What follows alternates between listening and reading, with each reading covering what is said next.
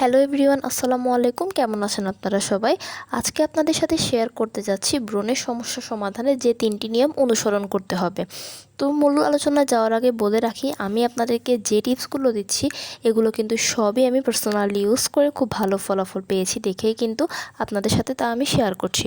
তো চলুন তাহলে মূল আলোচনায় চলে যাওয়া যাক।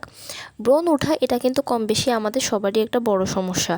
আর এই ব্রণের সমস্যাটা সমাধান করার জন্য আমরা বিভিন্ন রকমের প্রোডাক্ট ব্যবহার করে থাকি, কিন্তু সবসময় প্রোডাক্ট ব্যবহার করলেই যে এই ব্রণের সমস্যাটা চলে যাবে তা কিন্তু না। হয়তো সাময়িকভাবে যেতে পারে, কিন্তু এটা একটা নির্দিষ্ট সময় পর কিন্তু আবার চলে আসে।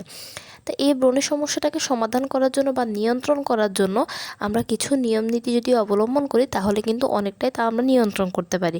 তো চলুন তাহলে জেনে নিই কোন 3টি নিয়ম আমরা অবলম্বন করতে পারি। প্রথমত হচ্ছে বেশি করে পানি পান করা। আমাদের শরীরে 60 থেকে 70 ভাগই হচ্ছে পানি, আর যখন শরীর থেকে পানির পরিমাণটা কমে যায় তখনই কিন্তু এই ব্রণ ওঠাটা শুরু হয়ে যায়। আর পানি হচ্ছে স্কিনের জন্য খুবই ভালো, তাই প্রতিদিন চেষ্টা করবেন 2 থেকে 3 লিটার বা 8 থেকে 10 গ্লাস করে পানি পান করার।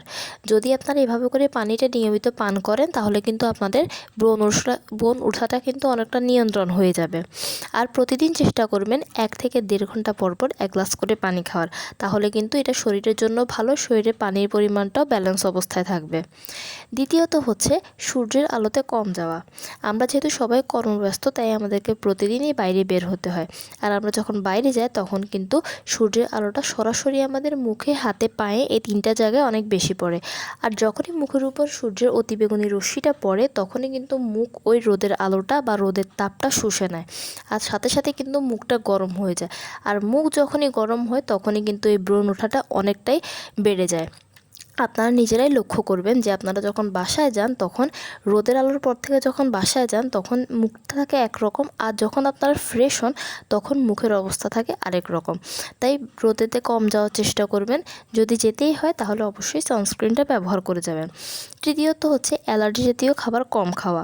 অ্যালার্জির সমস্যা আমাদের অনেকেরই রয়েছে, আর অ্যালার্জি জাতীয় খাবার যদি একটু কম খান, যেমন গরুর মাংস, চিংড়ি মাছ, বেগুন, আলু, এগুলো তো অনেক বেশি পরিমাণে অ্যালার্জি থাকে, তাই এগুলো যদি একটু কম খান বা অ্যাভয়েড করে ফেলেন সম্পূর্ণভাবে তাহলে দেখবেন যে ব্রণের সমস্যা বা অ্যালার্জির সমস্যা অনেকটাই কমে যাবে। আর অ্যালার্জির সমস্যা যখনই কমবে তখন দেখবেন যে ব্রণের সমস্যাটা অনেকটা কমে যাবে। তাই আপনারা যদি এভাবে এই 3টা নিয়ম অনুসরণ করতে পারেন তাহলে কিন্তু ব্রণের সমস্যাটাকে অনেকটাই আপনারা নিয়ন্ত্রণ করতে পারবেন। তো কেমন লাগলো আমার ভিডিওটি? যদি ভালো লেগে থাকে তাহলে অবশ্যই লাইক এবং কমেন্ট করবেন এবং আমার চ্যানেলটিকে সাবস্ক্রাইব করবেন।